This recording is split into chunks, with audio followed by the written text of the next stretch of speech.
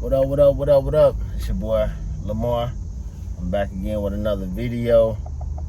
Guys, man, just want to talk to y'all. Something that I think everybody should know. My bad, guys. I'm just now getting off of work. Man, it's hot. I had to cut the air down for this video just to make sure everybody can hear me.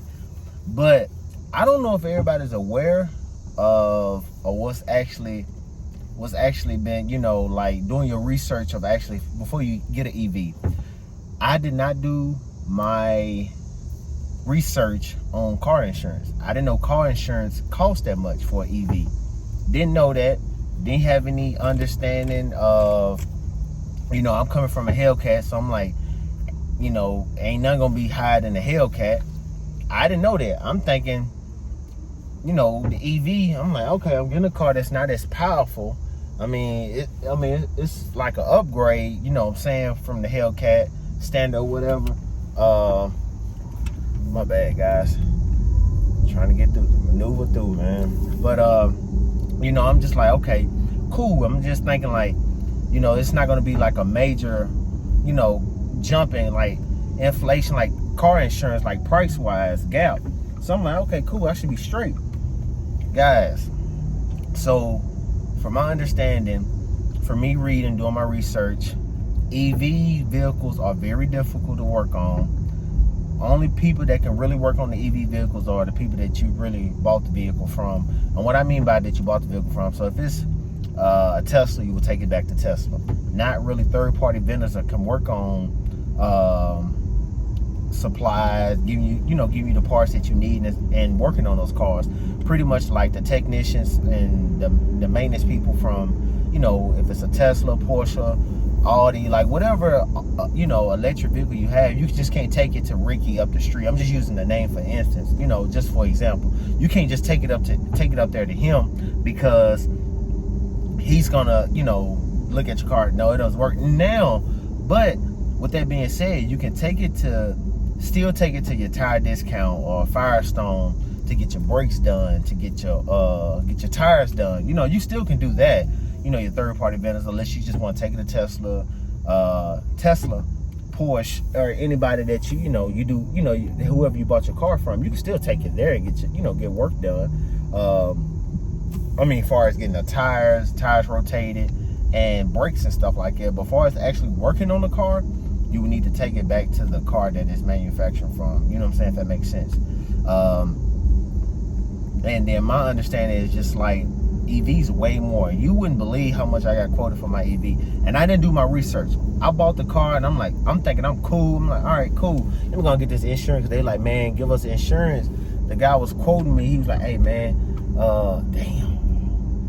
Shit, let me get over in front of this car. Ooh, what I just did, that's not right. I'm sorry. I am so sorry. My bad, y'all. Yeah, I know how it is going through this traffic. But I feel like I had to share this with y'all. But like me, I got the car. He's like, hey man, provide me your insurance card. I'm like, cool. So I called the company I was with, USAA at the time, I had my Hellcat under. I'm like, cool. I'm gonna call them, get them together, and you know what I'm saying, and had them provide me a quote. They's talking about $279 plus my wife car insurance. So basically I'd be up to like $325, something like that. I'm like, bro, I said, bro, this is, I'm not getting another car. I'm not adding two cars. I'm just adding one. They said, Mr. Brinkley, this is what it is to insure an EV. So I'm like, damn, that's super expensive. I'm like, why is it so expensive? And I'm like, man, this is bogus, y'all. So I called Allstate. I'm like, I'm pretty sure Allstate give me a good deal. Man, they were talking about, it was like $400. I was like, bruh, this is a whole nother car payment. I said no. So I actually went with like a private, like a smaller car insurance company. Like, you know how you have your mom and pop's stores, like smaller, on a smaller scale. I went with a smaller scale with a car insurance company, and they quoted me $182. Now, $182 may seem a lot to a lot of people. It may seem like a lot for car insurance. I'm at the age now where you tell me $182 for car insurance, full coverage, That's a lot. I'll be honest. Because when I had my red eye Hellcat, I was paying $80 a month for my red eye Hellcat. My deductible was only $500 for that. When you get past a certain age and your driving record and all that stuff plays in the factor. And then I recommend everybody, no matter how long you've been with that insurance company, still do your research every 6 months to see who can give you the best quote. Always do that. Always do that, guys. I recommend everybody to do that because I think that's very important to get the best quotes. A lot of people are not going to tell you that. Some people just stick with the same insurance because that's all they know. No, take your time out, call 10 to 15 companies, or if not 10 to 15, 6 to 8 companies, and see who can give you the best quote.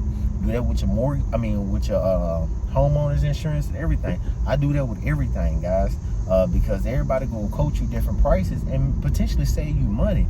We know we're in times where now inflation is super high, car insurance is super high, and not necessarily ain't gotta be you. It can be your area. You know what I'm saying? It can actually be your area where what's bringing up, the car insurance. It's a lot of stuff that plays in the factor. I'm not gonna say act like I know everything, but I just know it's a lot. So with that being said, guys, you just gotta pay attention, do your research, understand what you're getting yourself into. I did mine at the very last minute. I went ahead and got the car, got proof, everything. My interest rate on this car, and mind you, when I applied for the car, I had an 800 credit score. Had an 800. And it was like so my Equifax, TransUnion, they was like borderline 800, like 802, 803. So when I applied for the car or whatever, that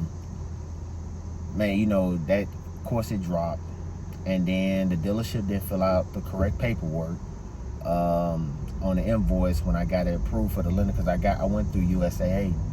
My interest rate on this car is the 7.3.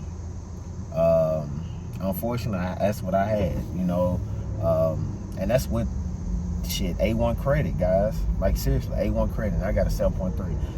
My red eye had a 4.3 on that. That's a big difference in payment. You know what I'm saying?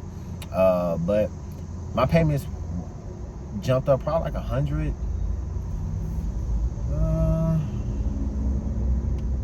Probably like 170 some dollars from jumping from a red eye to this. My payment jumped to 170 some dollars, so it wasn't too bad. With that being said, that car insurance, man, you gotta do your research, guys. Most people are not gonna tell you the truth on that. You gotta understand what you're getting yourself into, guys. Seriously, you gotta understand what you're getting yourself into. It's crazy, guys. I'm telling you, it's crazy. It is crazy. So that's something I didn't know. I recommend everybody do their research and know what they're getting themselves into before purchasing EV.